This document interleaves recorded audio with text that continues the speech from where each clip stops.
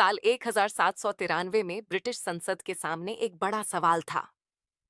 East India company को भारत में शासन और व्यापार करने की अनुमति आगे जारी रखी जाए या नहीं। काफी चर्चा के बाद संसद ने फैसला किया कि कंपनी का अधिकार अभी खत्म नहीं होगा।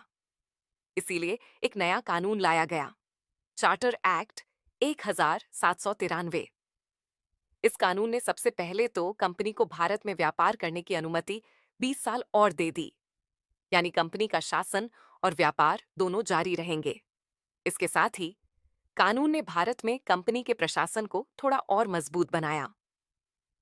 बंगाल का गवर्नर जनरल पहले से ही सबसे बड़ा अधिकारी था, लेकिन 1793 के एक्ट ने उसकी शक्ति को और स्पष्ट और पक्का कर दिया।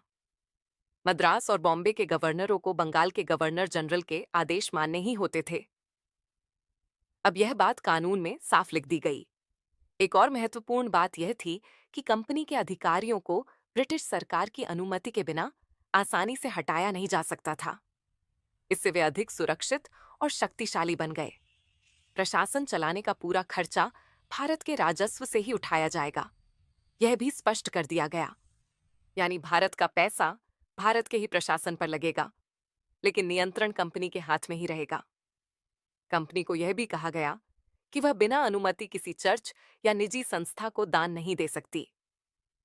यानी वित्त इतिहास की हर अनकही सच्चाई अब आपकी पहुंच में। अतीत को आज से जोड़िए। अगर आपको इतिहास जानना पसंद है तो यह चैनल आपका नया घर है।